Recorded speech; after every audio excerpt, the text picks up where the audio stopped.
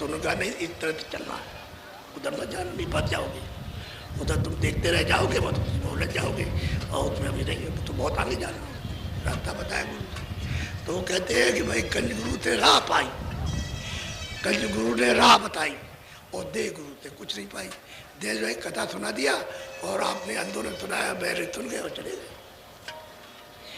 दे गुरु से कुछ नहीं मिलना। कहते कंज गुरु ने राह बताई, कंज गुरु अगर नहीं मिलते हमको तो हमको ये रास्ता कौन बताता, वो हमको मिले, उनका नाम था ही। और गुरु मिल गए, उन्होंने ये कहीं नहीं कहा कि कृष्ण मिल गए और राम मिल गए, उन्होंने रास्ता बता दिया, उसका गुरु ने बताया। और फिर ये कहा कि इन्होंने दिखाया कि देखो राम बैठे, जब आँख खुलेगी तो दिखाया तो बताया उन्होंने तब थे कि ब्रह्मा क्या करते हैं, ब्रह्मा का काम है उत्पत्ति करना। तो उन्होंने आँख से देखा ये क्या कर रहे हैं, तो ये उत्पत्ति कर घड़ा बना रहे हो, फिर तोतों को जीवात्माओं को बैठा रहे हैं। तो कैसे बनाते हो, कैसे बैठाते हैं उनको मालूम। फिर एक कहा ये पालन पोषण कर रहे हैं विष्णु, ये पालन पोषण कर रहे हैं कि सबको कोई मतलब है था उचित सबको पेट भरने को मिले, चाहे पशु हो चाहे पक्षी हो चाहे आदमी, कोई भी सबको देता है। फिर जब स्वास्थों की पूंजी खत्म होगी तो शिव जी संगार कर देंगे, वो आएंगे और कहेंगे मकान खाली कर दो। मकान तो उन्होंने बनाया, उन्होंने पालन पोषण किया, उन्होंने कहा कि नहीं अब ये आपका खत्म हो गया, इसको खाली कर। तो जीवात्मा को निकाल के बाहर कर दिया। तो उनको भी देखा तब, हर किसी को देखा तब उन्होंने ये तब बात कही, उन्होंने बताया।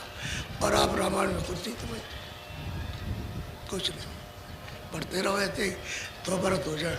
अभी वहाँ पर मैं सत्संग कर रहा था चित्रकूट में, बहुत भीड़ थी, तो बड़े बड़े दाढ़ी वाले महंत लोग आए, सुना उन्होंने, तो उन्होंने कहा अरे हमारा जीवन ही बर्बाद हो गया। तो ये 100% सच्ची बात है कि हमारा हमको कुछ नहीं मिला, कुछ नहीं, मात हो गए हो तो उससे क्या होता है, जीवात्मा तो कुछ मिला हुआ नहीं, आप कहा होगा। हमने भाई तुमने तो खोजा ही नहीं था, अगर खोज करते हो तो मिल जाता। उस महापुरुष की जो रास्ता जो देखता है जो जानता है, अगर उसकी लालसा करते कि हमको वो मिले बताने वाला, जैसे तुलसीदास जी ने की कि हमको कोई महात्मा मिले, तो उनकी मतलब ये इच्छा के मुताबिक वो मिल गए। अब मिले तो रास्ता बता दिया और कहा कि ये रास्ता है तुम अंदर चलो, तो वो चले तो उनको सब कुछ मिला। अभी पहुंच जाएंगे जहाँ जाना है, इनको पहुँचेंगे उसका था।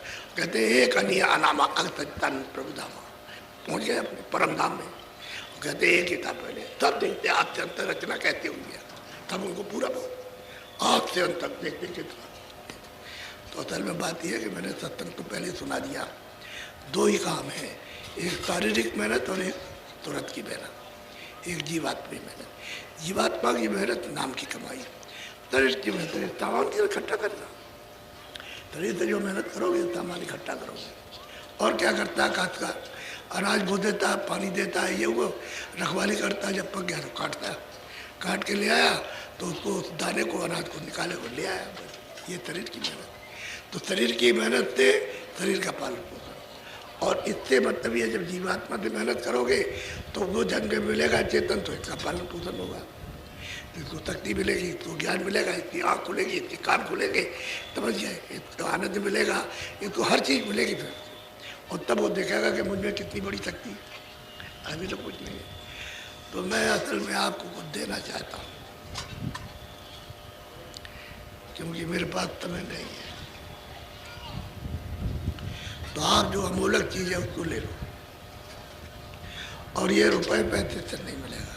तुम अगर कहोगे कि रुपया पैसा से मिल जाए, तो एक थाली में सारे विश्व का धन, हीरे जवाहरात सोना चांदी सब रखो, और इस पर इस तरह से फेरो आरती कि हम तुमको सब राजपाट और सारा धन ये तुम्हारे ऊपर चढ़ा देंगे और तुम खड़े हो जाओ। ये मट्टी इस मट्टी को खड़ा नहीं कर सकती, इसलिए ये धन से नहीं मिलता। राजपाट दे दो उससे नहीं मिलेगा, ये तो आत्म धन है।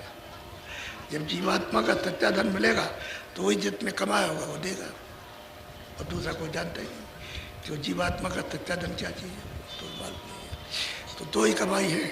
तो ये तो तरी चलाने के लिए आप मेहनत कर लो ताकि ठीक अपना चलता रहे, बाजार ठीक ठाक रहे, निरोगी रहे।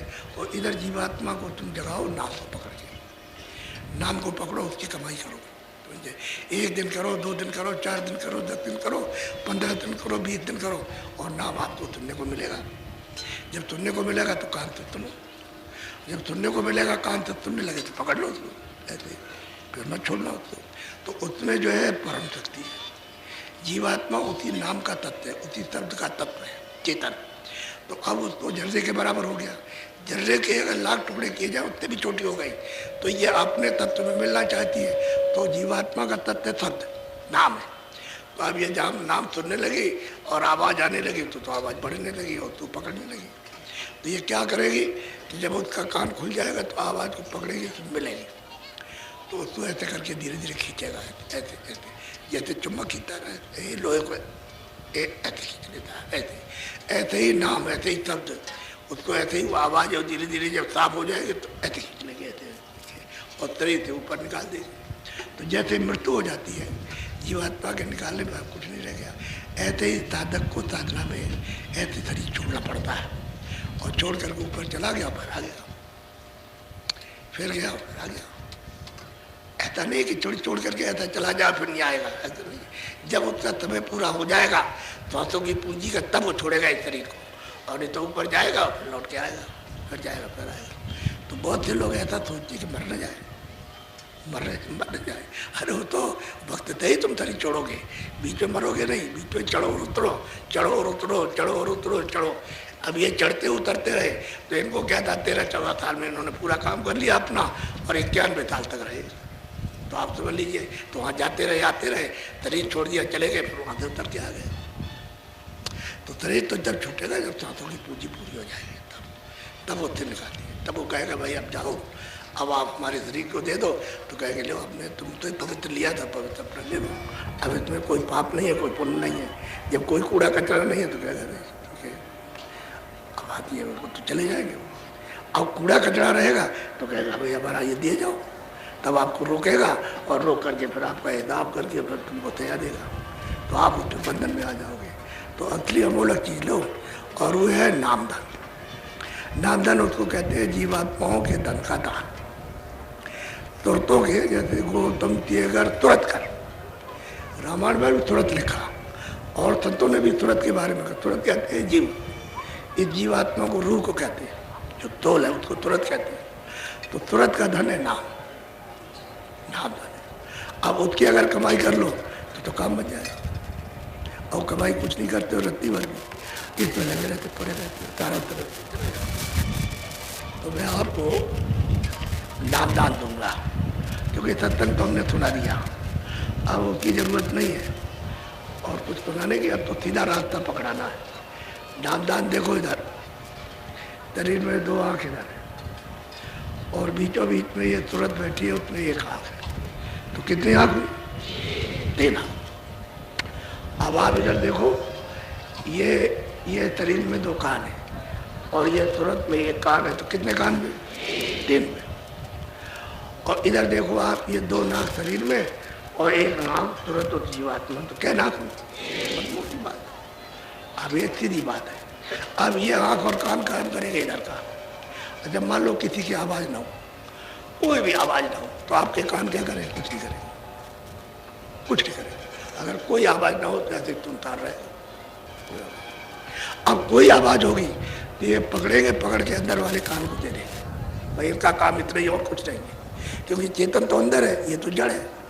तो बाहर की आवाज़ पकड़ी, अंदर वाले को दे दी, भैया कि इसने क्या कहा, तब वो अब इसके बाद कोई चीज़ देखी उसने, ये बाहर देखी कि बड़ा भद्दा है, बड़ा कुरूप है, तो आपने कहा बहुत खड़ा है, तो अंदर वाले आँख को दे दिया।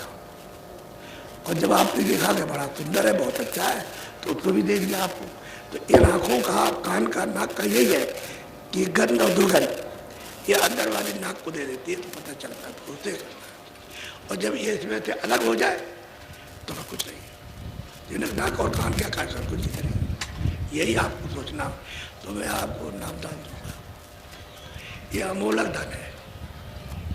ये जब कभी आपके सौभाग्य होते हैं और पुण्य का संस्कार जोर मारता है, तभी अमूलक चीज मिल जाती है, वैसे नहीं मिलती है। या महात्मा को तो हो जाता, आपके ऊपर प्रसन्न हो जाए कि मरुतरी थोड़े दिन का है और चलते चलाते कुछ जीवात्मा का काम हो जाए और कुछ अपने आप को संभाल ले, कुछ धन प्राप्त कर ले तो इसकी बचत हो जाए, तो महात्मा को चाहते दे देते कि भाई तुम कर लेना, और कह देते भाई कर लो।